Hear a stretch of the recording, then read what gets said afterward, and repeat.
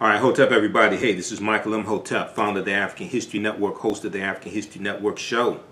I'm a talk show host, researcher, lecturer, and writer. It is Wednesday, March 20th, 2019, and we are live. So everybody share this broadcast on your Facebook page. Invite your friends to tune in also. Hope everybody's doing well today.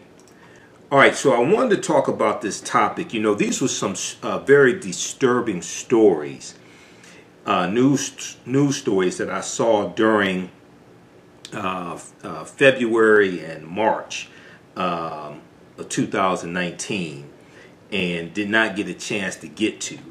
February, and you know, so busy, and March has been hectic. But I wanted to get to these stories, right?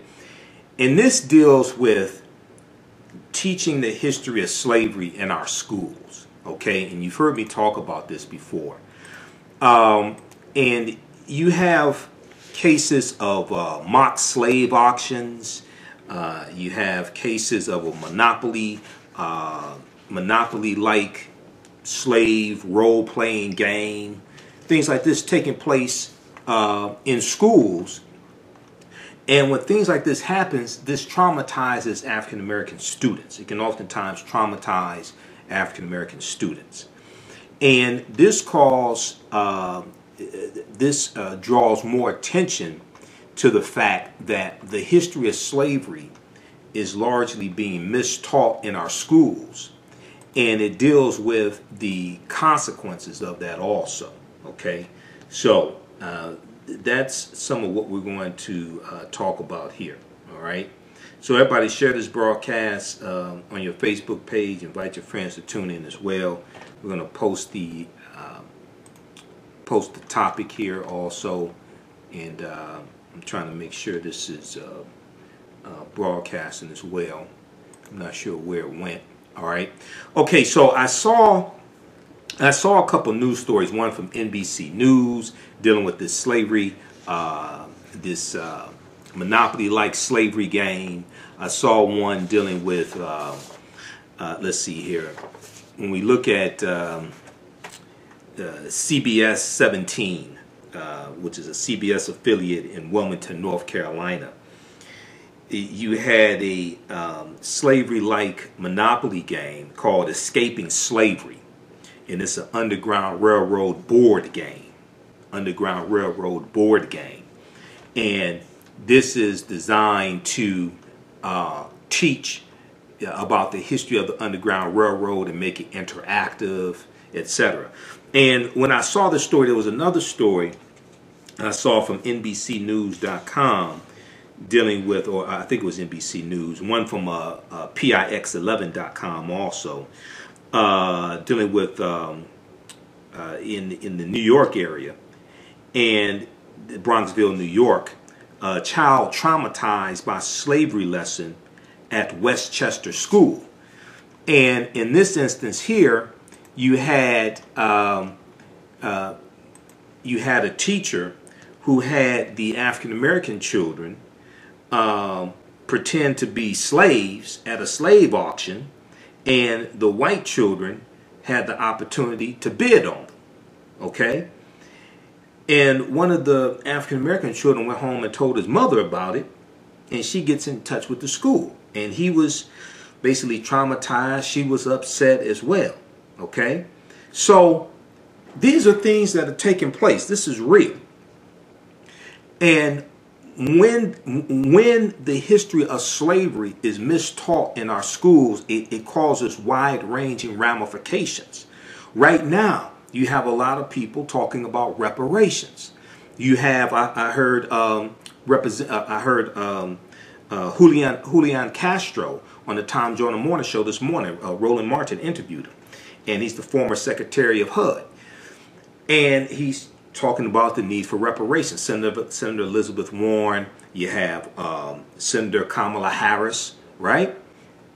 And there's been a push for reparations for years. H.R. 40 sponsored by John Conyers, okay, who was in Congress for 50 years. You have Representative Sheila Jackson Lee, who has taken up the fight in the Congressional Black Caucus to really lead that and push for H.R. 40. You have in Cobra, you have a number of different organizations. You had people like Queen Mother Moore, Reparations Ray Jenkins from Detroit, who, you know, these are ancestors. So there's a long history of African Americans fighting for reparations.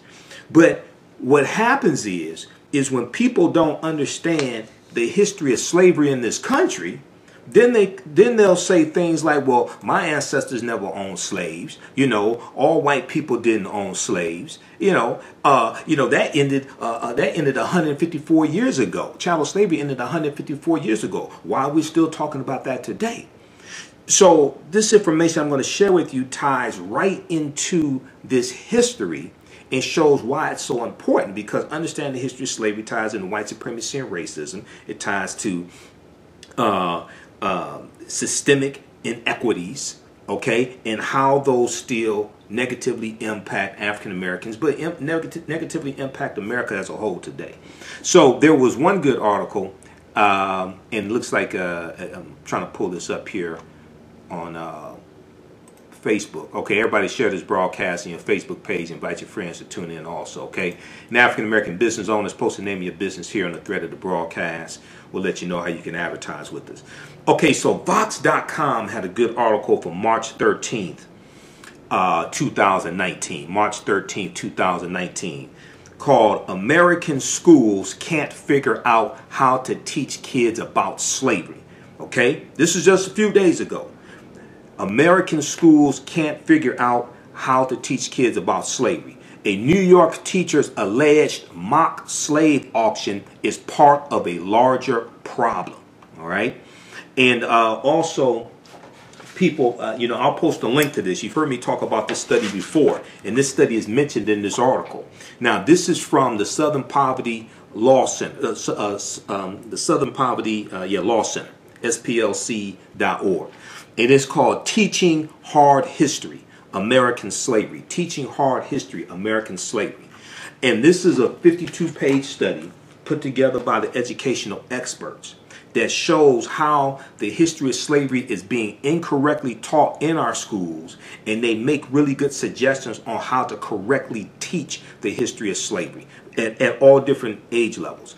Okay, so a white teacher at an affluent New York private school has been accused of holding a mock slave auction for her students, in which white fifth graders pretended to bid on their African American peers. Okay?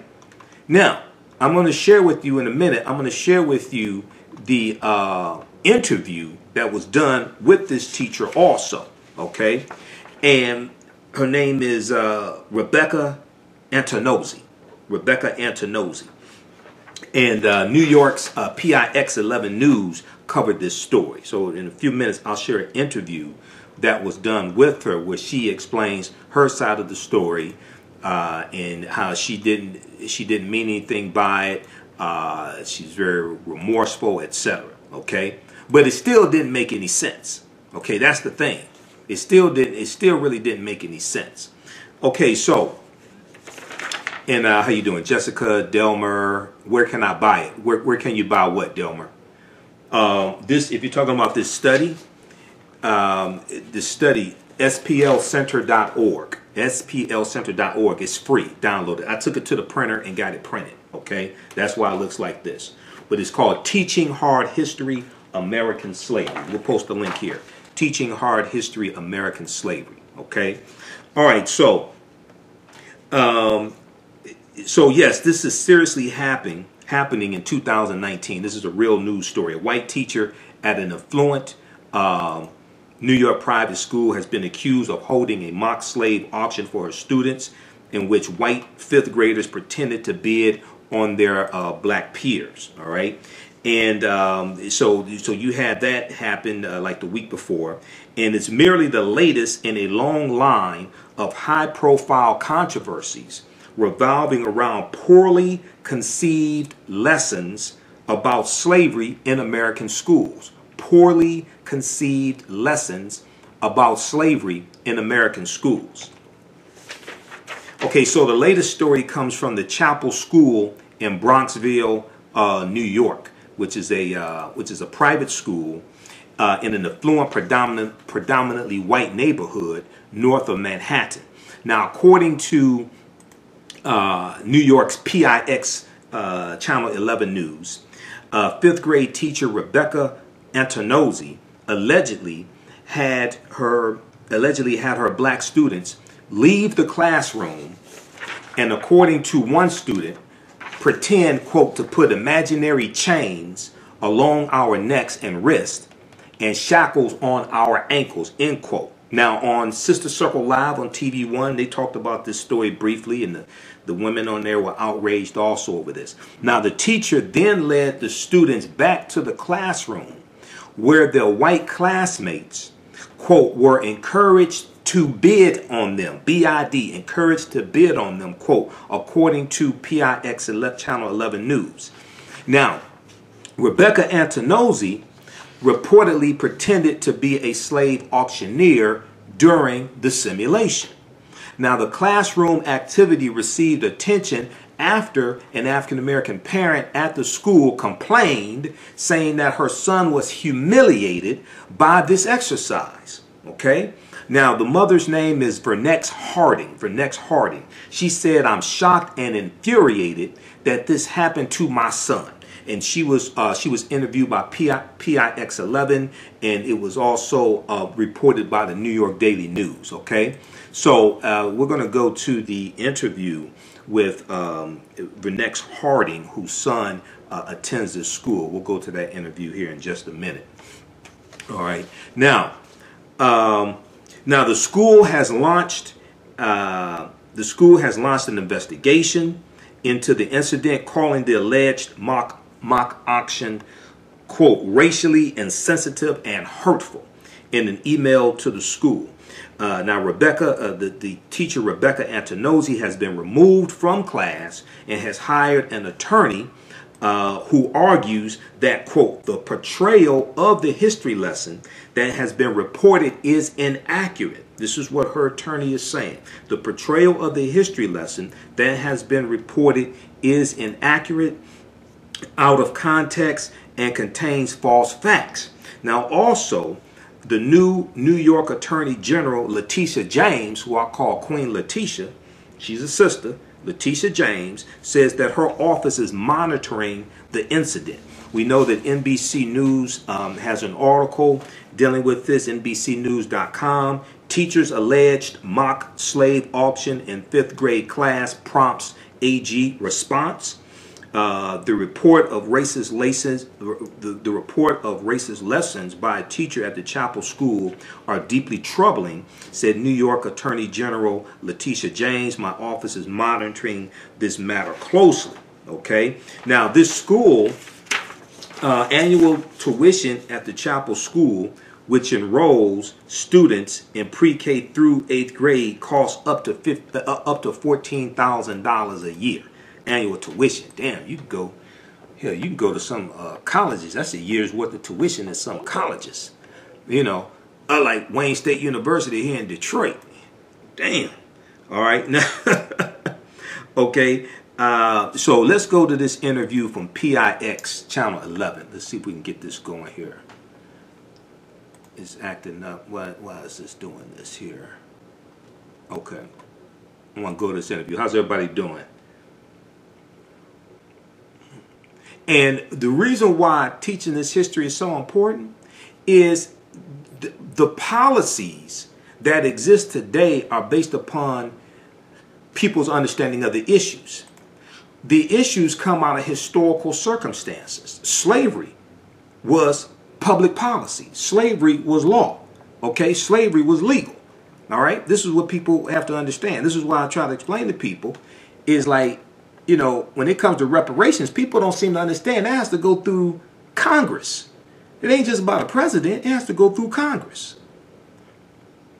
I'm getting teary-eyed about it because it's just like, how can somebody do this to my son? Vernex Harding sat her 10-year-old son down for a tough conversation about culture. understanding. She's telling her story exclusively to Pix 11. Harding says her child was traumatized after a hands-on lesson. All right, let's start back up and again. It's buffering. About slavery. It felt all too real. She told all the African American students to raise their hands and proceeded with this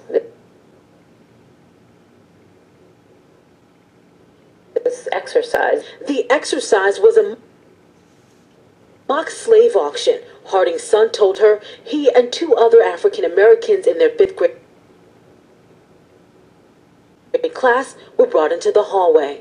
She started to put imaginary chains along our neck, our wrists, and our shackles on our ankles. And as soon as she did that, Mommy, I knew it was wrong. When they were brought back into the classroom, they were lined up. The teacher then asked other students to start bidding to buy them. She reiterated and said, you look like a wealthy white man. How about 300? Just started a bidding with the children. The mock slave auction of African American students happened Tuesday at the Chapel School in Bronxville. Parents are now livid and organizing.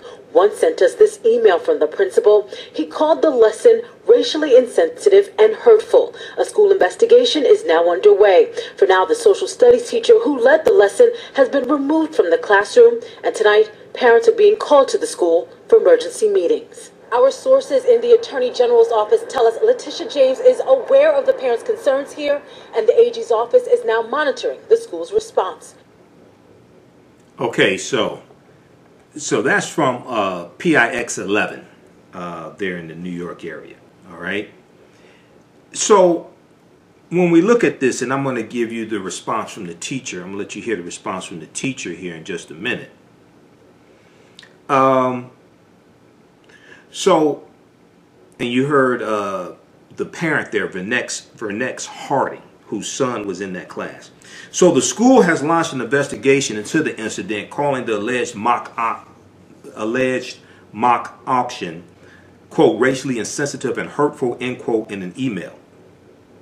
Now, the teacher, Rebecca Antonozzi, has been removed from class and has hired an attorney who argues that the portrayal of the lesson that has been reported is inaccurate, out of context, etc. Now, coming just weeks after the end of a particularly insulting African American History Month, marked by similar controversies in other schools, the story of the alleged classroom mock auction fits into a broader pattern of ill-conceived or outright offensive classroom simulations about slavery.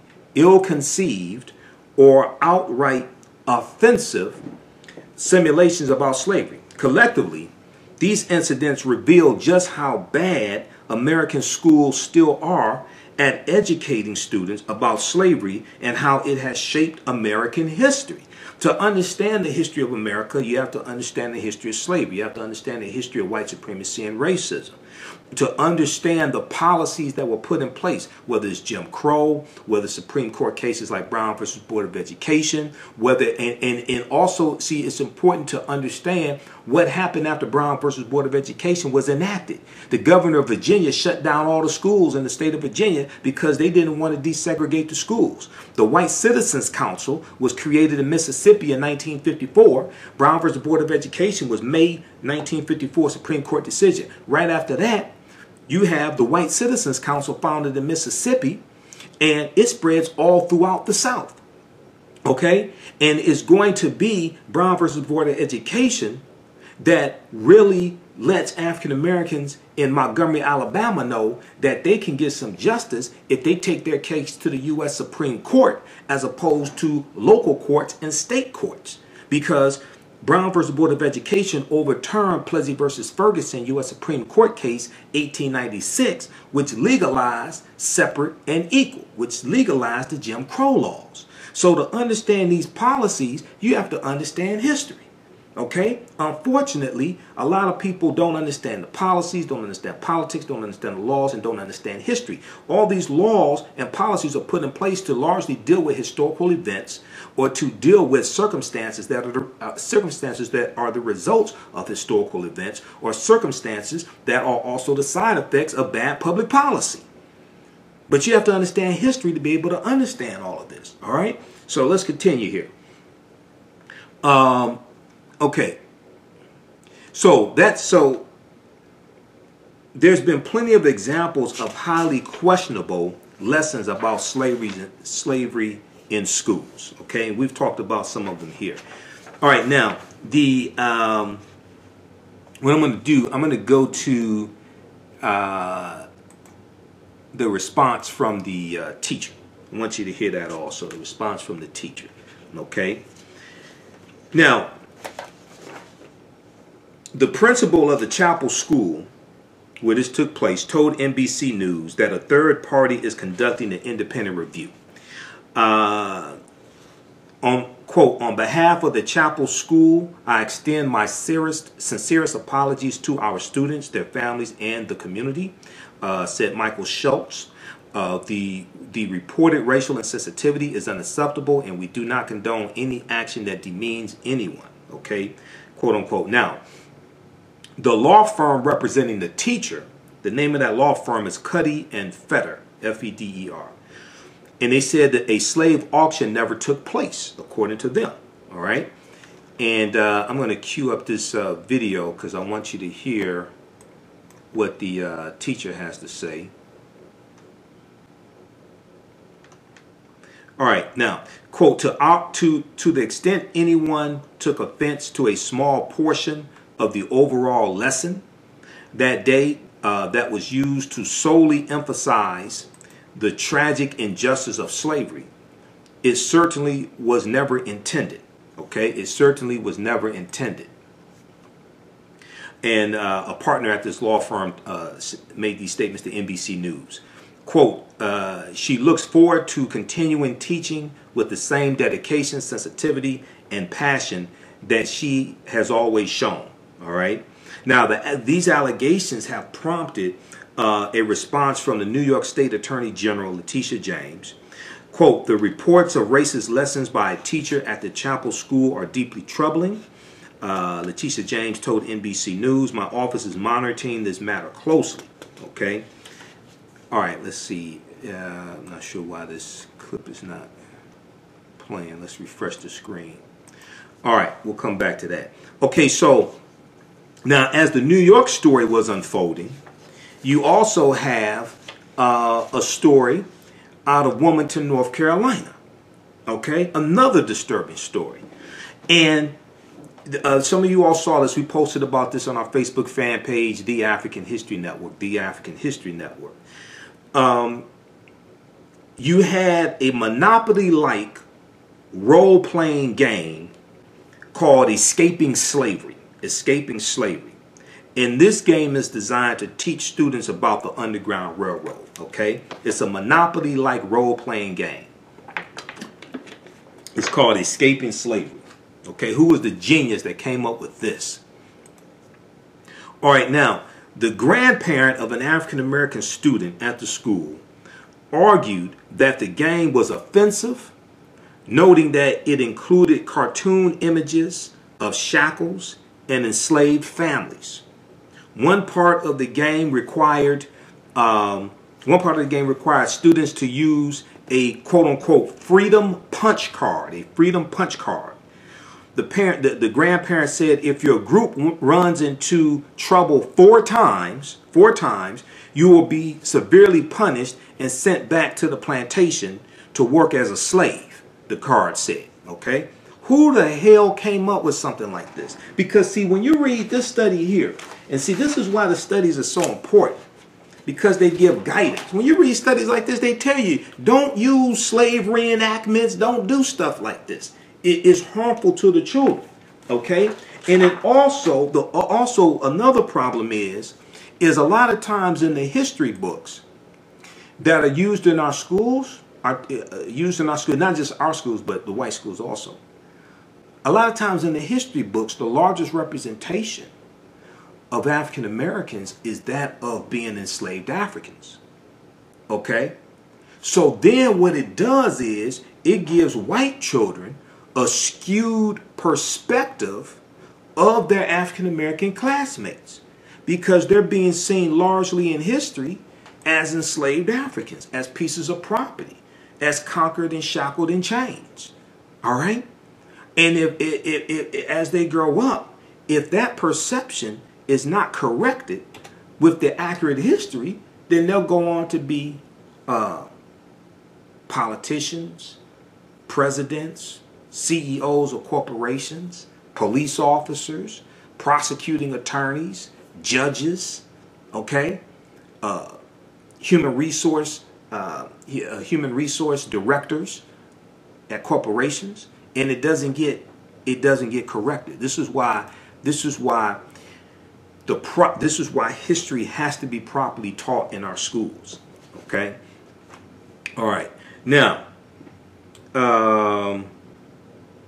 okay, so you have this this role-playing game that includes a freedom punch card. If your group runs into trouble 4 times, you will be severely punished and sent back to the plantation to work as a slave. Okay, the card said. Now, a few weeks before that, a school in Loudoun County, Virginia, was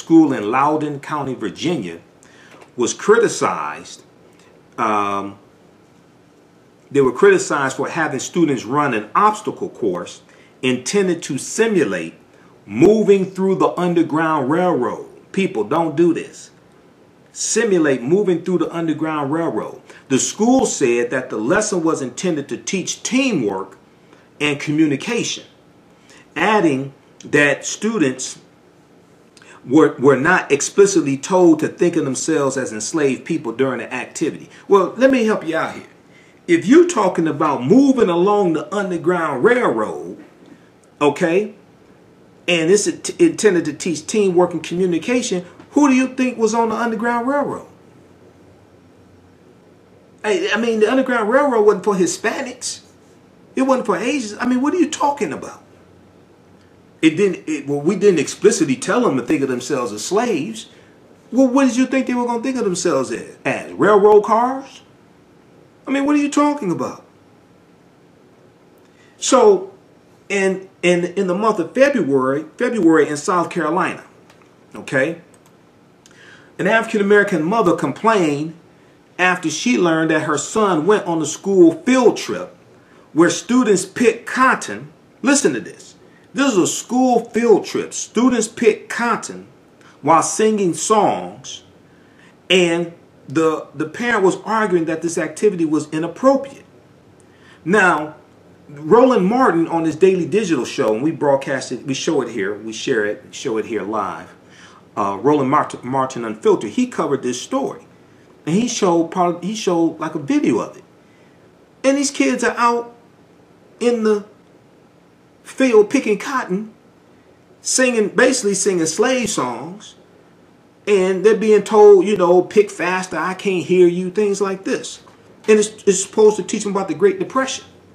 So the boy's school district apologized. The boy who was on this field trip, his school district apologized, but instructors at the school site, instructors at the trip site where the trip was, countered that students were learning about the Great Depression, adding that students have been taken on the trip for nearly 15 years, and that the trip site is an old school run by black instructors.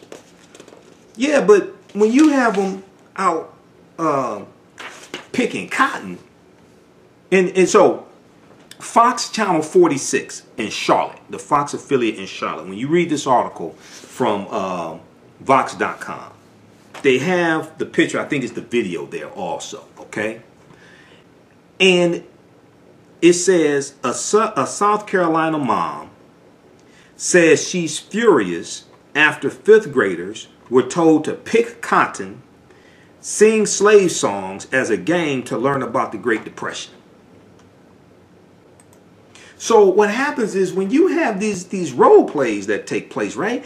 There's a level of insensitivity. Even if the teacher doesn't mean to be insensitive, this traumatizes African American students, and then it shows them to their white counterparts as being slaves.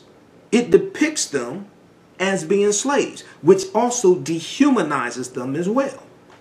Okay, so this is really deep, and this is one of the reasons why more African American parents are choosing to homeschool their children, because of nonsense like this. This is one of the reasons why. Okay. All right, let's see here. This is running slowly for some reason. Maybe it's because I have 60 tabs open up in Firefox. So I'm gonna see if we can pull this up on the other laptop. All right. So now these are just a few examples, but there are many, many, many more examples of this taking place in our schools across the country. Now, a lot of states are struggling to teach the full history of slavery. That struggle is having a big impact on students also, okay? And let me pull up this clip here. How's everybody doing? Go ahead and post your comments here. African American business owners, post the name of your business here on the thread of the broadcast. Visit our website, AfricanHistoryNetwork.com, AfricanHistoryNetwork.com. Email us, customer service at AfricanHistoryNetwork.com, customer service at AfricanHistoryNetwork.com, okay? And we'll let you know how you can advertise with the African History Network and help promote your black-owned business, okay? So post the name of your business here on the thread of the broadcast also. All right. Okay, so Westchester News, Channel 12, had an article, I Teach With My Heart. Let me see. Let me bring this up here. I Teach With My Heart.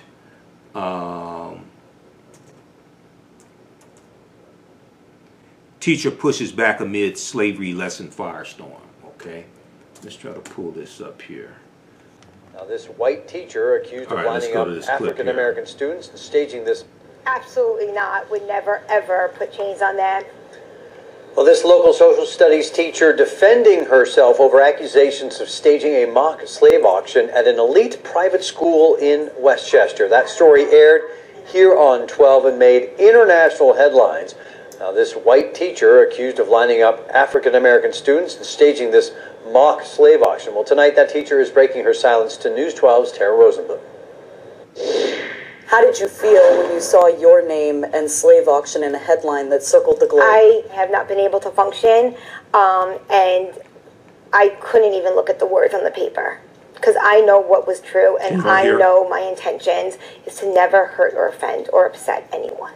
The Westchester private school teacher making international headlines after being accused of taking a history lesson on slavery too far is speaking out for the first time. I've been getting panic attacks, waking up in the middle of the night. The firestorm ignited after a parent accused 5th grade teacher Rebecca Antonazzi of staging a mock slave auction 2 weeks ago inside her classroom at the Chapel School in Bronxville, in which black students, she claimed, were placed in imaginary chains while white students bid on them. Point blank, did you hold a mock slave auction in your classroom? Absolutely not. It was a false accusation. Antonazzi insists her goal was simply to bring history alive to an inquisitive classroom learning all about colonial America. So we were reading the sentence that says indentured servants and slaves were taken against their will.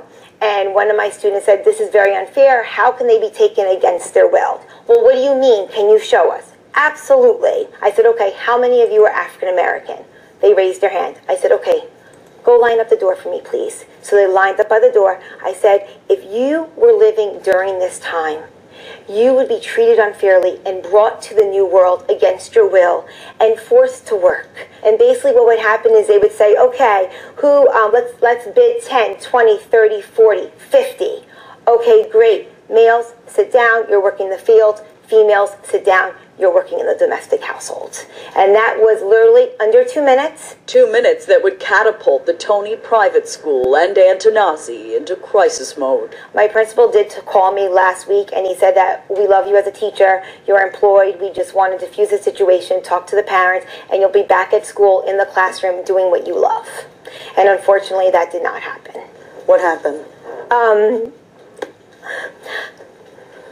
I got a call last night from my lawyers saying that unfortunately they terminated my position. Teaching is not a profession for me. It is my life. I teach with my heart, and anyone that knows me knows that I have no ill intentions. But Antonazi says support from the community has started to pour in. I have over 50 references right now from parents who know me. And some of them are now speaking out. She's not capable of something like that based on the person that we know, given her nature, sweet, kind, loving, and she treats all kids with respect, regardless of their skin pigmentations. And it's praise like that, Antonazi says, is carrying her through the most difficult chapter of her life. I just want to be able to get past this. Tara Rosenblum, News 12. Thank you, Tara. Now, Antonazi has hired a lawyer and may file a lawsuit. The Chapel School, meanwhile, hired a New York City public relations firm who told us tonight an internal investigation is underway with the goal of creating a long-term action plan to tackle racial... Okay, so that is from News 12 in Westchester, New York, okay? Name of that article, and we posted it here on the thread of the broadcast. I teach with my heart. Teacher pushes back amid slavery lesson firestorm. All right? Now, once again, I don't think she was purposely trying to hurt the students. I think she's trying to demonstrate, but that's a bad way to that's a bad way. And when you read things like this here, teaching American history, teaching hard history, American slavery, they tell you don't do slavery enactments, don't do mock slave auctions, things like this. Okay, even though you may have good intentions, don't do that. All right, so she was fired. Okay, she was fired. All right, so let's go back to this article here. How's everybody doing? Let's go back to this article here from the main article from Vox.com, Vox.com. American schools can't figure out how to teach kids about slavery. American schools can't figure out how to teach kids about slavery, all right? And also, if you like this type of information, you can donate to the African History Network, paypal.me/the AHN show, paypal.me/the AHN show, okay? That helps us to keep doing the research, stay on the air, pay the bills, etc. And we'll also post a link because I teach a online course that's on demand, it deals with understanding the transatlantic slave trade, what they didn't teach you in school. It's a 14-hour, 7-session online course. You can watch from around the world. We deal with thousands of years of history. Also deal with some of the history of the Africans known as the Moors, who are in Europe for 800 years, and that leads up to the transatlantic slave trade taking place also, okay? So that's, and see, we don't understand the history of the Moors, so we don't understand the history of the origins of slavery. When you understand the history of the Africans known as the Moors and what they introduced into Europe, this allows the slave trade to take place. And really, when you understand the tensions that existed between the African Moors and the Europeans in Spain, Portugal, Germany, England, etc., right? You understand the transatlantic slave trade is looking more like revenge that Europeans were getting on African people, as opposed to it just being something that just dropped out of the sky. Okay, you have to understand. So when I deal with the transatlantic slave trade, and when we teach it, it has to be taught chronologically, not episodically. It was not an episode in history that just popped up. No, it's the result of a sequence of historical events that lead up to the transatlantic slave trade happening, and the Europeans are conquering and enslaving Moors, African Moors. Some, like in Spain, some Moors are going to flee. Some are being conquered and enslaved and taking into Spanish territories, like Florida and South Carolina, things like this, taken into Spanish territories and enslaved. So we can't start studying the transatlantic slave trade in the 1440s when the Portuguese get involved. The Portuguese were the first ones to get involved in the transatlantic slave trade. They dominated for the first 200 years. Okay, we can't start in 1555 or August 20, 1619, Jamestown, Virginia. No, you got to deal with hundreds of years of history leading up to that taking place. Okay, and understand a chronology of history. And unfortunately, the way it's taught, even though they have a lot of good things here in this book, in this study, this 52-page study, they're not dealing with the history of the Moors.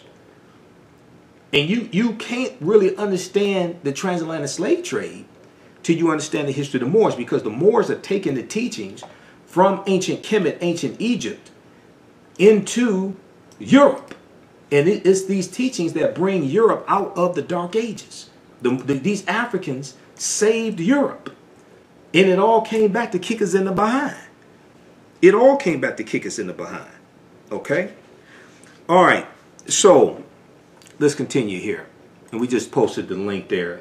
You can donate to the African History Network, paypal.me/the AHN show. If you don't have a PayPal account, go to our website, AfricanHistoryNetwork.com. Click on the yellow donate button, and you can use your debit card, credit card. And we also posted the information there dealing with the bundle pack also. It's a 10-course online on-demand bundle pack, and it includes ancient Kemet, the Moors, and the Ma'afa, understanding the transatlantic slave trade, what they didn't teach you in school. Okay, so you can check that out as well. All right, so let's continue here. All right, how's everybody doing? Let's go to some of your comments here. We'll go back to this, and I'll share some information with you from the study as well. Okay, so we have Anthony. We're responsible for civilizations. We're giants. Yes, that's true. Okay, and this is why, we can't start the teaching of our history in slavery. I was speaking at an elementary school a few years ago, and I was speaking during African American History Month. Okay, I'm working on the second computer because this first one is running slowly for some reason. I don't know why. But so I was speaking during African American History Month in February a few years ago, and I was speaking to 1st through 5th graders. So I'm in the hallway talking to one of the teachers afterwards, and there's a poster along the wall in the hallway of milestones in African American history, right? And they, at the beginning, they show Christopher Columbus, and they say Christopher Columbus discovers America. Then right after that, they have drawings of enslaved Africans shackled in chains. And they're talking about August 20th, 1619, Jamestown, Virginia. So now they have to walk by and pass by this every day. And what it does is it ingrains in them an inferiority complex. And it shows them first coming to this country conquered by Europeans, shackled in chains. And then they talk about Columbus discovering America. Well, first of all, number one, you've heard me talk about this before. Columbus never came to the land that we call the United States of America. The closest Columbus came here was Cuba, which is 90 miles away. When you look at where Columbus went on his 4 voyages, starting August 3rd, 1492, when he set sail on the Nina, the Pinta, and the Santa Maria, he goes into the Bahamas, he goes in Puerto Rico and Honduras and Jamaica and Panama. He doesn't come to this land we call the United States of America. Okay? Closest he comes here is Cuba, which is 90 miles away. All right, number one. Number two, he has Moors navigating some of his ships. Number three, when you read The First Americans Were Africans, Documented Evidence by Dr. David Imhotep, he talks about how at least 70% of the people Columbus came in contact with on his 4 voyages were African people already in those areas that he's going into. He goes into South America a little bit, he's in Central America, and he's in the Caribbean, okay? The First Americans Were Africans, Documented Evidence by Dr. David Imhotep. That's not him on the cover, okay? That's a brother from South America, all right, in the 1800s. Okay, so, and then also, get this book, Golden Age of the Moor, edited by Dr. Ivan Van Sertima. This deals with the African Moors all throughout Europe. Okay, Golden Age of the Moor, edited by Dr. Ivan Van Sertima. And then also, Runoko Rashidi has a really good book, and it's somewhere around here, somewhere around the office. I'm not sure where it is. I have to find it. Runoko Rashidi's book is called Black Star, the African Presence in Early Europe. And that deals with the history of the Moors. That deals with the Moors also through Europe as well. Black Star, the African Presence in Early Europe. So you have to understand this history prior to the transatlantic slave trade starting. That's why we have to teach the history chronologically as opposed to episodically. Okay? Now, a lot of states are struggling to teach the full history of slavery. The struggle is having a big impact on students. Okay? A lot of teachers are struggling to teach the history of slavery, and this struggle is having a big impact on students. All right. Now, social media posts from angered black parents and civil rights groups have brought a number of these incidents to light in recent years, but it is unclear how widespread these sorts of activities are.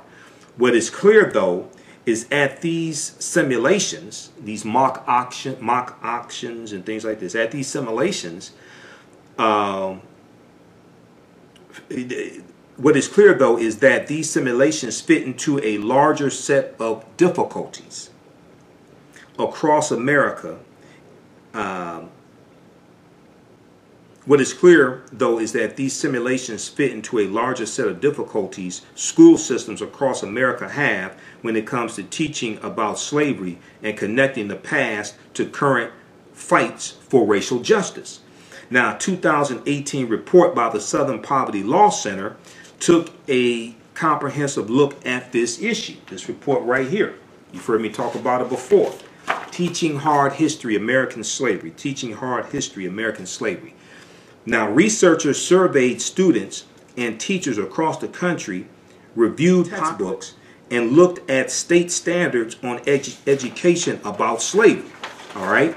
So what they did was they surveyed 1,000 high school seniors. They did an online survey of 1,000 high school seniors. And then also they surveyed about 1,700 social studies teachers all across the country. All right? And the report found that out of 1,000 high school seniors who were polled, only 8%, now listen to this, okay? Only 8% of high school seniors who were polled out of 1,000 identified slavery as the reason that the South seceded from the Union, sparking the Civil War. Only 8%. Now, they are actually studying history, where most adults are busy working, things like this, so they ain't studying history as much as the students are. Only 8% of high school seniors out of 1,000, okay? And they surveyed students, if I remember correctly, is in 15 states. Researchers also discovered of the 15 states whose educational system, okay. But these were students across the country. Let me look at this, because I first found out about this study from this article from theatlantic.com called What Kids Are Really Learning About Slavery. What Kids Are Really Learning About Slavery. And this came out in February 1st, 2018, to kick off African American History Month 2018.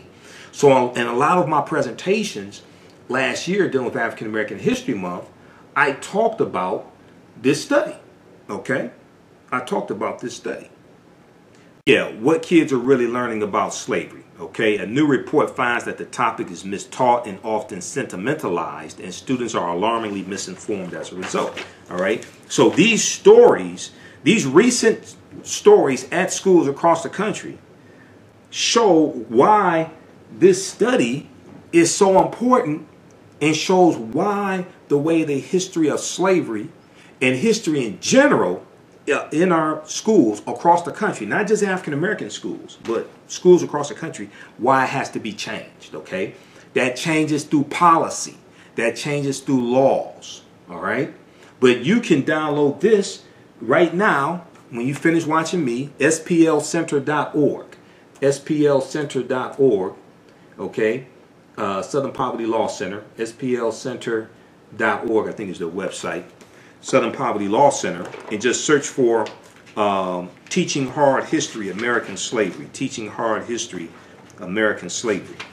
Okay, and you can download this as well, and you can start teaching your children.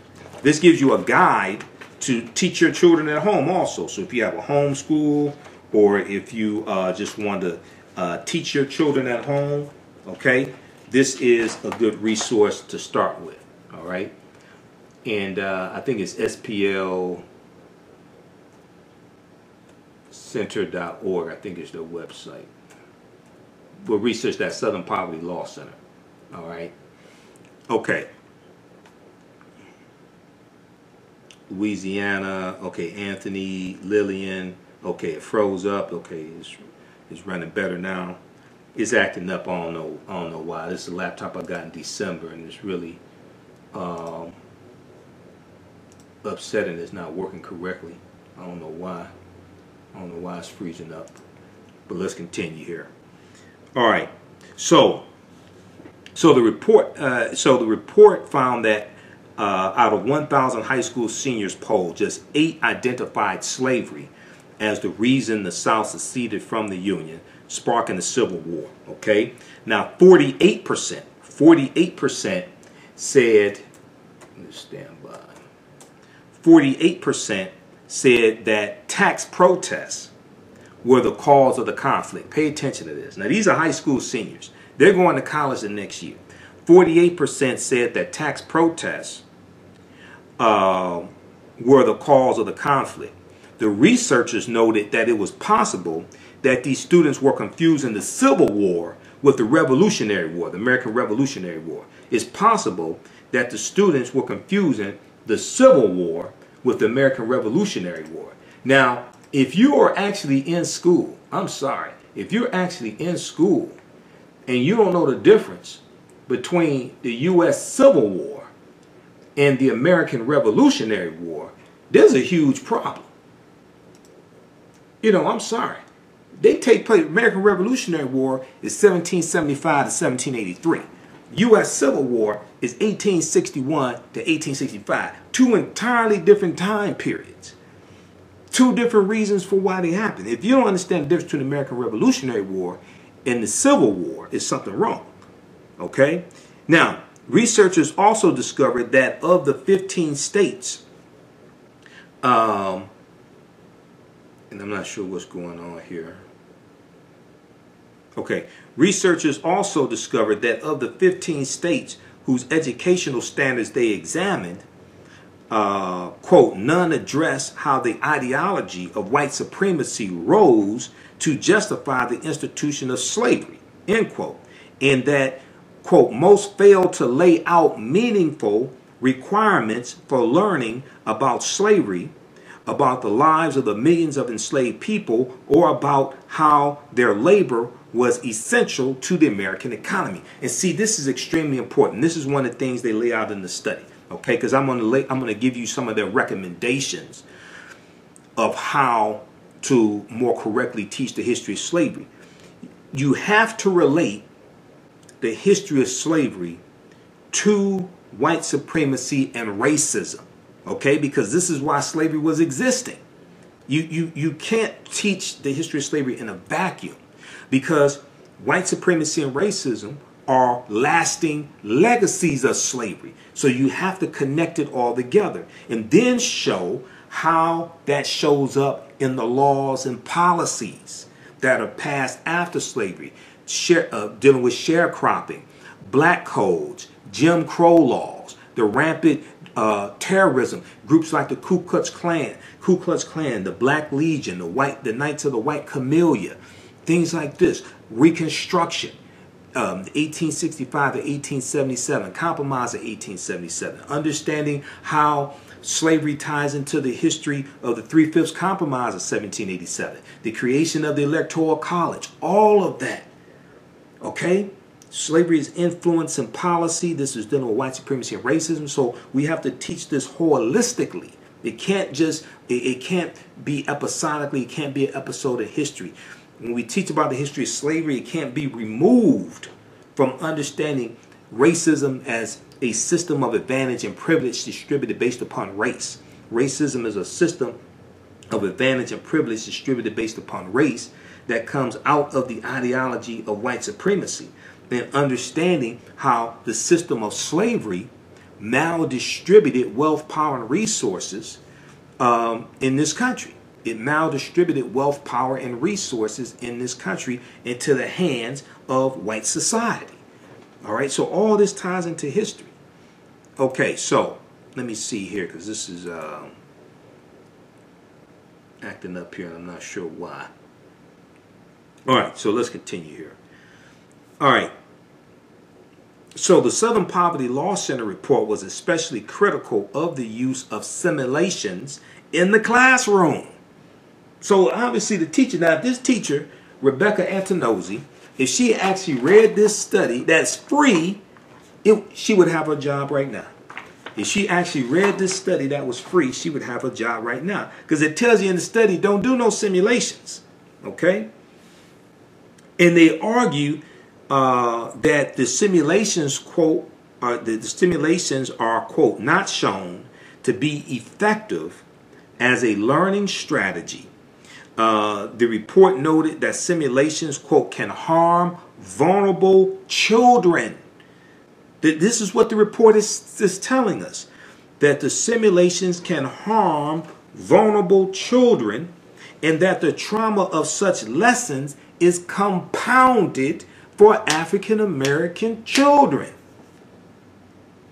Okay, so it's not just up to the teachers to read this. All the schools across the country should download this and get this to their teachers. It's free. All the schools across the country should download this and get this to their teachers. Okay, splcenter.org. Yeah, that's the name of the website. Okay. All right, now. So, now, Dr. Hassan Kwame Jeffries. Dr. Hassan Kwame Jeffries is the nephew, one of the nephews of one of my teachers, Dr. Leonard Jeffries. Dr. Leonard Jeffries. You've heard me talk about Dr. Jeffries many times. Dr. Hassan Kwame Jeffries is on the advisory board that put together this study. All right. And he said, quote, although we teach them that slavery happened, okay. We broadcasting again now? Is that what's happening? Although we teach them that slavery happened, we fail to provide the detail or historical context they need to make sense of its origin. Okay? Evolution, demise, and legacy. All right, now he is a historian. He teaches at Ohio State University. Okay? Dr. Hassan Kwame Jeffries. And he's one of the nephews of Dr. Leonard Jeffries. Okay? He said, although we teach them that slavery happened, we fail to provide the detail or historical context they need to make sense of its origin, evolution, demise, and legacy. So you have to teach this chronologically, okay? Ohio State University historian Dr. Hassan Kwame Jeffries wrote in the report, quote, and in some cases we minimize slavery's significance so much that we render its impact on people and on the nation inconsequential. Okay, all this ties into history. He said we minimize slavery's significance so much that we render its impact on people and on the nation inconsequential.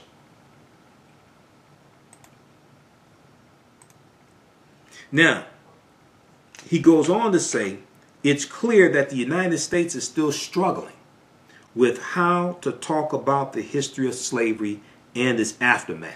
Okay, the researchers noted. And as controversies over lessons like the mock auction in New York and other problematic lessons from recent weeks show, this struggle is having a real effect on African American students and their parents. It helps to traumatize them. Okay, it helps to traumatize them. Okay, so we have to do better, and the parents have to get involved with the schools. Take these studies to the schools, because parents can actually, and to the schools and also to the school board meetings. The parents can help push this from the grassroots level when you take the studies in, okay? Because they're not expecting you to come with the evidence. They're not expecting the parents to come with the studies, all right? So when we look at this study, and this article here is a really good one. What kids are really learning about slavery. What kids are really learning about slavery. All right. This is from theatlantic.com from February 1st, 2018. In that study of 1,000 high school seniors, they found that 8% of 12th graders, only 8% knew slavery was the central cause of the Civil War. 32%, only 32% knew that it was the 13th Amendment that formally freed the enslaved Africans. Only 32% knew this. Okay, that it took a constitutional amendment to free the enslaved Africans. 35% thought that it was the Emancipation Proclamation of 1863 that freed the enslaved Africans. January 1st, 1863, the Emancipation Proclamation. No, it was not. Emancipation Proclamation didn't really free the enslaved Africans. It said that the slaves in the states of rebellion, the slaves in the states of the Confederacy, they were free. But the slaves in the Union, they were still slaves. The slaves in the border states like Delaware, Maryland, Kentucky, Missouri, they were still slaves. Okay? So the Emancipation Proclamation, you can go to loc.gov, the Library of Congress website, is not what people thought it was. It's going to be the 13th Amendment, which was ratified December 6, 1865, and adopted December 18th, 1865. This is what's going to actually legally free the enslaved Africans. It took an amendment to the Constitution to do this. Okay? So, check out this study, and check out the article from theatlantic.com also. All right. Now, I'm just going to share an excerpt from.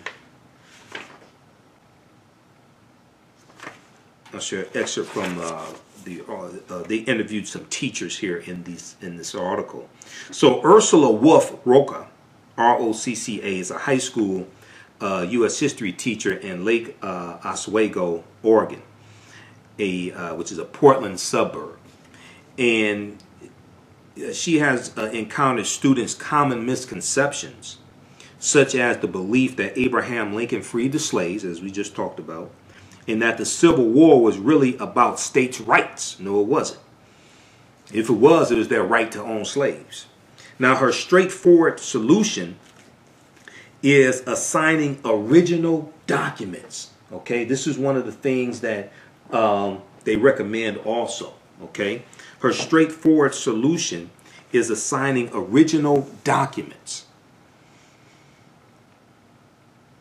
Quote, read Lincoln's first inaugural address, and you do not find a fiery abolitionist, because Lincoln was not an abolitionist. Okay, he thought that slavery was morally wrong, but he was confused about what to do about it. And if you go to history.com, the official website of the History Channel, read the article. They have their 5 facts about Abraham Lincoln. Okay, 5 facts. They have 5 facts about Abraham Lincoln. But someone promising to enforce the fugitive slave clause, read the Articles of Secession, and you find striking declarations from slave states that their actions are rooted in a desire to protect slavery. This is true. In their statements of secession, like Texas and in Mississippi, they talk about how slavery was central to their way of life and how they wanted to protect slavery, protect their way of life. Okay? Now, in March 4th, 1861, when at Lincoln's inaugural address, Lincoln talks about how he has no intention of outlawing slavery in the states where slavery exists, and he is trying to what he's trying to do is to keep other southern states from seceding from the Union. Okay, so in his inaugural address is delivered March 4th, 1861, Lincoln proclaimed that it was his duty to maintain the Union. That was his focus, on maintaining the Union. The South has seceded from the Union, starting with South Carolina on December 20th, 1860. And they seceded from the Union about 6 weeks after Lincoln became president-elect, November 6, 1860. Okay, so then by February 1st of 1861, you had 6 more states that seceded from the Union: Mississippi, Florida, Alabama, Georgia, Louisiana, and Texas. Okay, and they're going to elect Jefferson Davis, who was a Mississippi senator, elect him as president of the Confederacy, the Confederate States of America, the CSA. So Lincoln is trying to keep other southern states from leaving the Union, because the Union was the economic engine of the U.S. This is where the majority, not all of them, but the majority of the plantations were. This is where you have the large farms, large plantations. They're producing the crops. They're producing cotton. Cotton is being sent up north to the textile mills, etc. Right? So Lincoln is trying to bring the South back into the Union, which was the economic engine of the Union.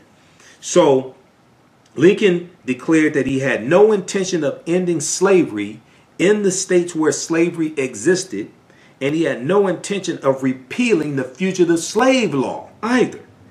And this was a position that horrified African Americans and their white allies. African American abolitionists, especially Frederick Douglass, was horrified by this. Now, Lincoln's statement, however, did not satisfy the Confederacy. And on April 12, 1861, the Confederacy, they attacked Fort Sumter, which was a federal stronghold in Charleston, South Carolina, and this started the Civil War. This is when the Civil War began, April 12, 1861. Okay, and you had federal troops that returned fire, okay, against the Southerners, and this starts the Civil War. PBS.org has a good article dealing with this, the Civil War and Emancipation, the Civil War and Emancipation, PBS.org, Public Broadcasting System, okay? So check that out. All right, so when we look at this, and once again, everybody visit our website, AfricanHistoryNetwork.com, AfricanHistoryNetwork.com. All of our DVD lectures are there. We have bundle packs, a lot of information. You can also sign up for the online courses I teach. We have them in the bundle pack. They're on demand. Ancient Kemet, the Moors, and the Ma'afa, Understanding the Transatlantic Slave Trade, what they didn't teach you in school. Ancient Kemet, the Moors, and the Ma'afa, Understanding the Transatlantic Slave Trade, what they didn't teach you in school. Okay, that's a 8 DVD bundle pack. No, sorry. That's an online course, 10 course online bundle pack, and it's on demand. Watch them around the world. Okay, watch them around the world. All right. So the teacher Ursula Wolf Roca, who's a high school U.S. history teacher in Oregon, she said. She echoed the report's teachers' respondents in stressing the inherent challenges in tackling the subject of teaching the history of slavery. Now, as a white teacher, she admittedly struggles with presenting an unsanitized version of slavery that does not desensitize her students, okay, to the violence and pain of African Americans. Okay, she struggles with presenting an unsanitized version of slavery that does not desensitize her students to the violence and pain of African Americans. She said, quote, kids walk into my class knowing about slavery, but their recitation of this knowledge is dull, lifeless, and bored. Okay? She said it has the feel of something memorized and rote, R-O-T-E, rather than internalized and meaningful. She says she uses personal narratives of enslaved people to teach the ugliness and injustice of the past while being, quote, careful to keep the rape and whipping to a minimum, end quote. Enslaved narratives are a good source also as well. You can read, you can start with Frederick Douglass. He wrote 3 autobiographies. You can start with his first one, Narrative of the Life of Frederick Douglass. Okay. Right now, if we look at an article from AtlantaBlackStar.com, this is from February 10th, 2018. Most states failed to cover 10 topics recommended to provide students a clear understanding of slavery. Some scored a 0. Most states failed to cover 10 topics recommended to provide students a clear understanding of slavery. Some scored a 0. This is from February 10th, 2018. And this article deals with this study, once again, from the Southern Poverty Law Center, okay? Teaching Hard History, American Slavery. And in the study, you know, they in the article, you know, they talk some about the study and the problem with teaching the history, etc. And they lay out 10 of the recommendations, okay? Let's see here. 10 core concepts, 10 core concepts. And the 10 core concepts are on page 16 of the study here. It says key concepts is on page 16 of the study, okay? The SPLC's findings support the teacher's beliefs. The report found that of the 10 textbooks reviewed, because they also reviewed textbooks in the study, only 2 came close to properly covering the history of slavery. And even those texts needed improvement, okay? Moreover, states were widely inconsistent in their curriculum requirements for teaching the subject. 10 core concepts were put together by historian Ira Berlin in his foreword to the book Understanding and Teaching American Slavery. These concepts were later used by Teaching Tolerance. The Teaching Tolerance is the initiative that put together this study, Teaching Tolerance, as the basis for thinking through the report, okay? So the 10 key concepts are, and I'll read them actually from the study, okay?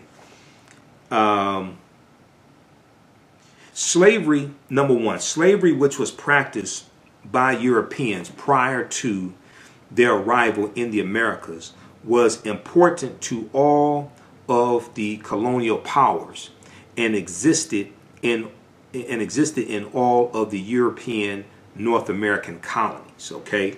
So you have to teach about how important slavery was, okay? The economics of it. There were at least 262 skills, trades, and crafts that African people had in this country from 1619 up until 1865.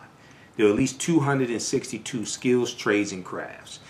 There's a book called The Other Slaves, Craftsmen, Artisans. It's by Ronald Lewis and one other person. It came out in 1978. Okay, The Other Slaves.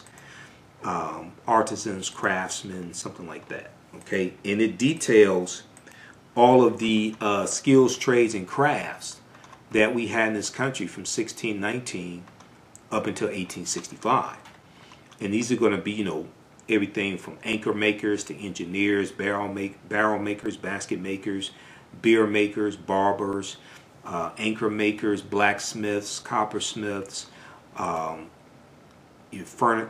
furniture makers, hemp baggers, all different types of skills, trades, and crafts, dealing with agriculture, planting crops, understanding how to plant cotton, etc.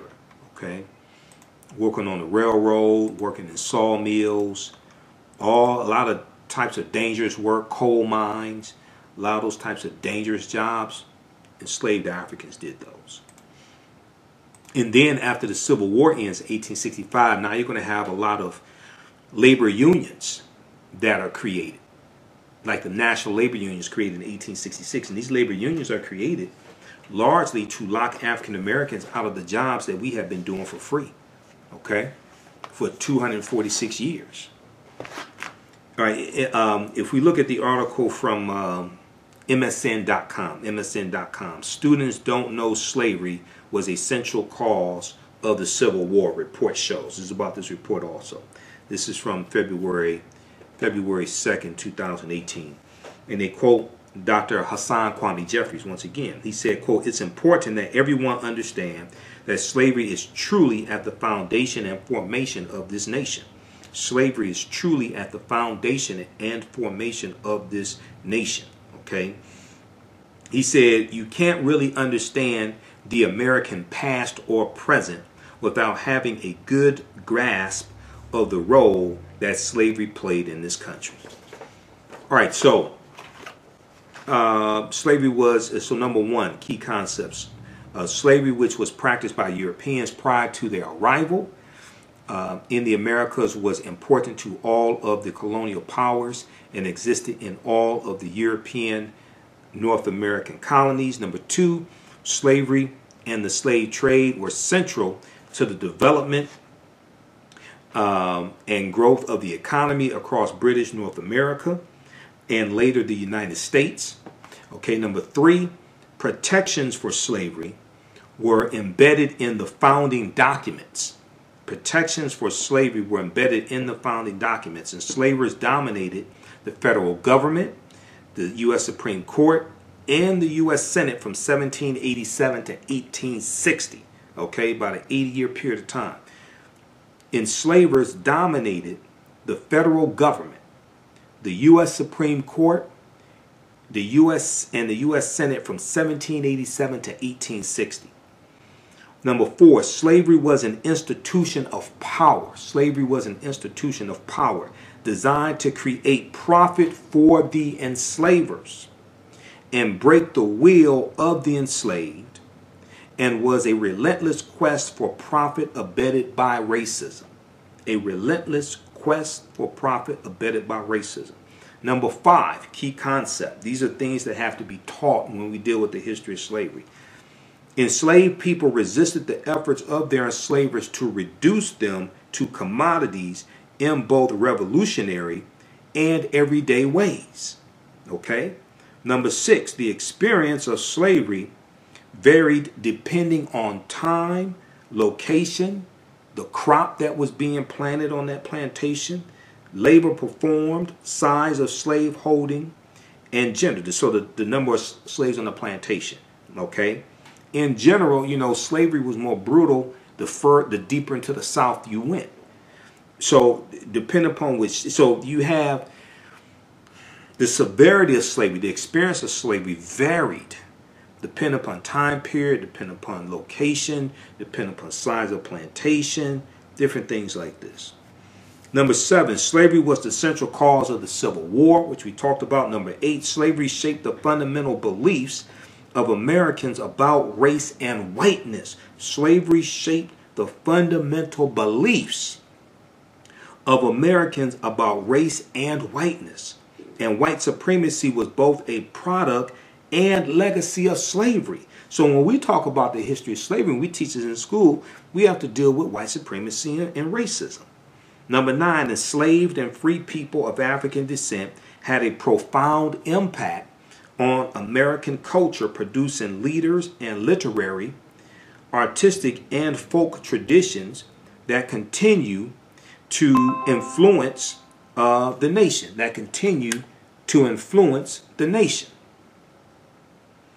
Number 10, by knowing how to read and interpret the sources that tell the story of American slavery, we gain insight into some of what enslaving and enslaved Americans aspired to, created, thought, and desired.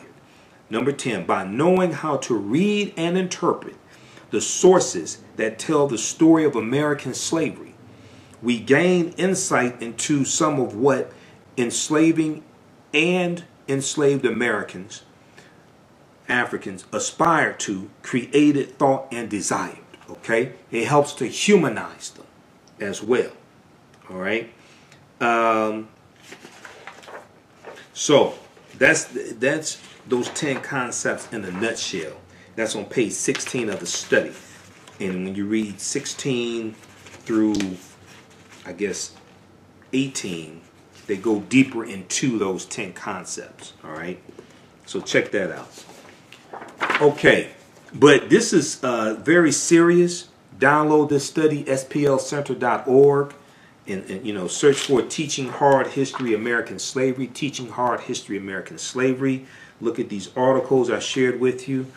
And we have to take this, parents have to take these studies, take these articles, take this type of information to their children's schools, meet with the teachers, the principals, go to the school board meetings. When parents are pushing from the grassroots level, pushing up, they can get a lot of this stuff implemented into the schools. Okay, and the main article I talked about is called American Schools Can't Figure Out How to Teach Kids About Slavery. That's from Vox.com, V-O-X, Vox.com, March 13th, 2019. All right, now, African American business owners, email us at customerservice@africanhistorynetwork.com, customerservice@africanhistorynetwork.com. We'll let you know how to you can advertise with the African History Network. We take your 30-second to 60-second audio commercial. We put it into the audio podcast of our show, our Sunday night show, the African History Network show. Also podcasts we do throughout the week. We're on, now it's 8 different podcast platforms. We're on Blog Talk Radio, iTunes, Castbox, Stitcher, FM Player, TuneIn. And each episode reaches thousands of people across the country. So email us at customerservice@africanhistorynetwork.com. They have a special promotion for a limited time only. Buy 1 month, buy 1 month, get 1 month free. Okay, customerservice@africanhistorynetwork.com. So if you're an African American business owner, whether you have a bookstore, whether you have a brick and mortar store, or e-commerce, if you sell clothing. If you have an event coming up and you're bringing in a lecturer, a scholar, Dr. Claude Anderson, Professor Kaba Kamene, Dr. Leonard Jeffries, Professor James Small, what have you, you want to advertise with the African History Network. Email us customerservice@africanhistorynetwork.com, customerservice@africanhistorynetwork.com. Okay? All right, and be sure to listen to the African History Network show every Sunday. 9 p.m. to 11 p.m. Eastern Standard Time on 9-10 a.m. the Superstation. If you visit our website, AfricanHistoryNetwork.com, you can click on the link there, listen to podcasts. And we have almost over 900 audio podcasts of our show. We just celebrated our 9th year anniversary of broadcasting the African History Network show. That was March 10th, 2019. And April of 2019 will be our 3-year anniversary of doing the African History Network show on 9-10 a.m. the Superstation WFDF in Detroit. Okay, so also you can donate to the African History Network. That helps to make these broadcasts possible, helps us to keep doing the research, stay on the air, do our Sunday night show, pay the bills, everything. Okay, paypal.me/the AHN show, paypal.me/the AHN show. Those in the DMV area. Okay, I'll be in Baltimore at the I'll be at the Baltimore Natural Hair Care Expo. That's at the 5th Regiment Armory, 219 29th Division Street in Baltimore, Maryland. 219 29th Division Street in Baltimore, Maryland.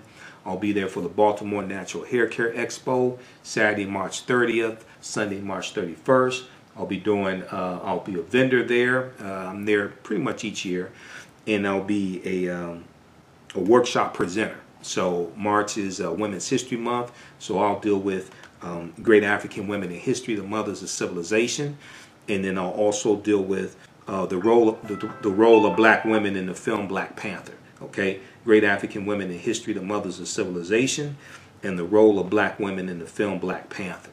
Okay, so I'll be doing workshops both days, and also we have my DVD lectures as well available at our website. So we have, and I have them at my vendor table there also. We have Great African Women in History, the Mothers of Civilization. This is a 4-hour presentation where I deal with some well-known and not so well-known African women in our history. We have The Light of Ancient Egypt Awakens the African Mind. The Light of Ancient Egypt Awakens the African Mind to Economic Empowerment. I deal with the connections between ancient Egypt, ancient Kemet. You see here the Washington Monument. That's an ancient African symbol called a tekken. The Greeks call it an obelisk. It's a symbol of resurrection. It comes out of the story of Asar, Aset, and Heru, who the Greeks called Osiris, Isis, and Horus. Talk about the African Moors in Europe, and they're taking the teachings of ancient Kemet, ancient Egypt, into Europe. And you know, we deal with this is Aset right here, who the Greeks called Isis, with the baby Heru, born on December 25th. So we deal with all that history, tie that into economic empowerment also. I have my presentations dealing with the film Black Panther as well. A Black Panther analysis for children, a Black Panther analysis for children, African culture, history, and Afrofuturism. So I was presenting to 60 children, 5th through 12th grade in that presentation. I'm breaking down the film Black Panther, showing how the film relates to African history, African culture, African language. The word Wakanda is a real word. The word Wakanda is a real word. It's not a made-up word, even though Wakanda is a fictitious place. Okay, Wakanda means possesses secret powers in the Omaha, Ponca, and Sioux Indian Native American languages. We have this one here. It's almost 3-hour presentation. A Black Panther analysis, African culture, history, and Afrofuturism. A Black Panther analysis, African culture, history, and Afrofuturism, where I break down the film. I show how the film relates to African history, African culture, African languages, spiritual systems, and deal with some of the background history of the Black Panther comic book, because you have to understand the Black Panther comic book to actually understand the movie. We have Redistribute the Pain, how African Americans historically fought back with economic boycotts. Redistribute the Pain, how African Americans historically fought back with economic boycotts. So I deal with historical examples of us using different types of economic withdrawal strategies to fight back against white supremacy and racism. This is a 4-hour presentation that's at our website, AfricanHistoryNetwork.com also. And we have these, a lot of these in a bundle pack. Check out our Black Panther bundle pack. It's a DVD, and we have them on digital downloads also. Okay, the racist history of the white national anthem and the Pledge of Allegiance. The racist history of the white national anthem and the Pledge of Allegiance, as well as deals with the history of the national anthem, the history of the Pledge of Allegiance. Francis Scott Key, who wrote the national anthem September 13th, 1814, during the War of 1812. And I tie all that history into Colin Kaepernick's protests also, because you have to understand this history to really understand Colin Kaepernick's protests.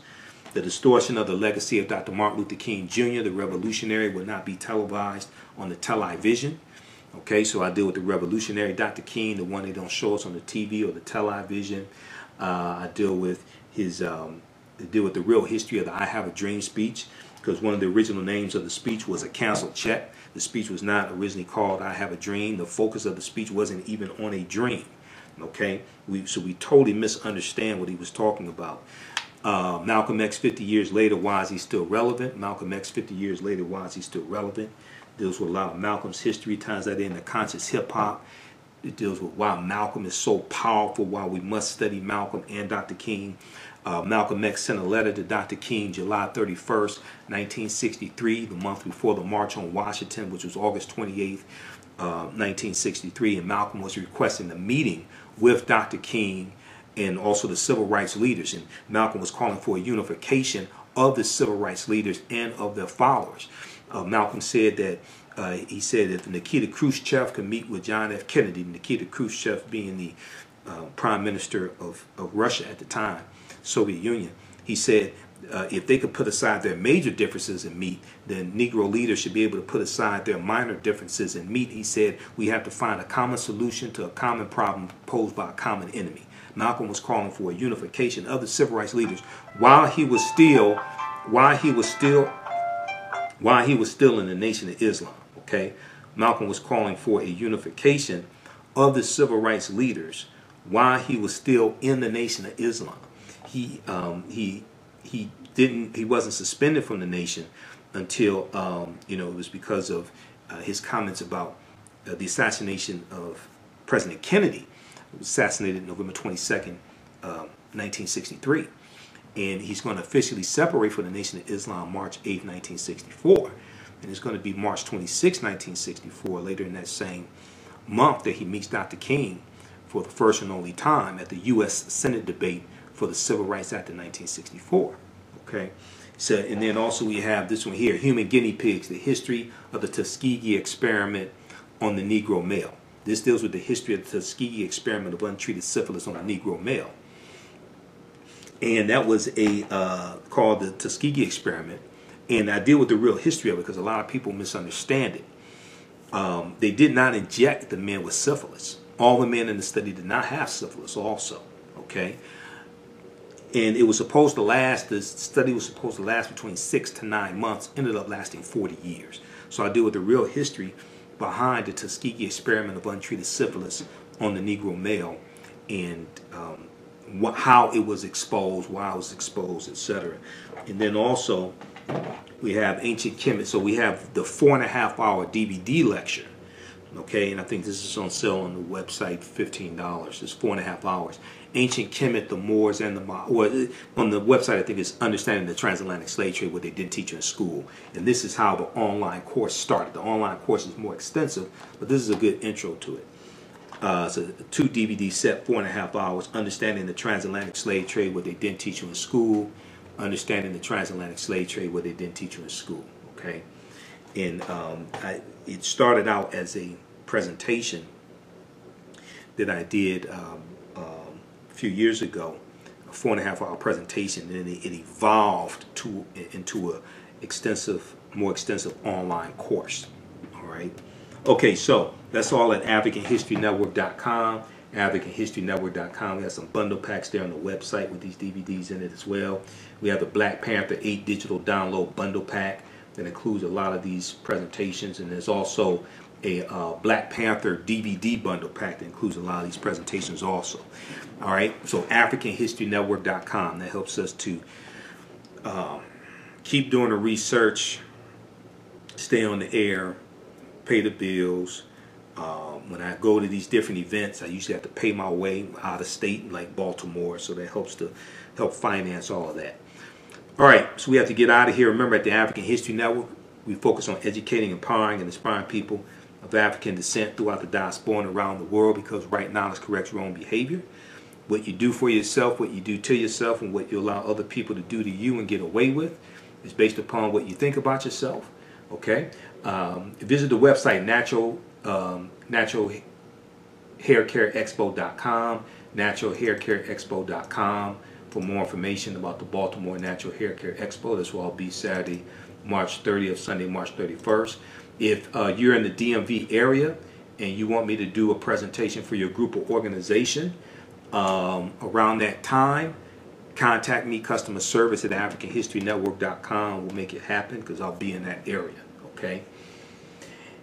All right, remember, right now is correct your own behavior. It's not over till we win. Wakanda forever. And we'll talk to you next time. Peace.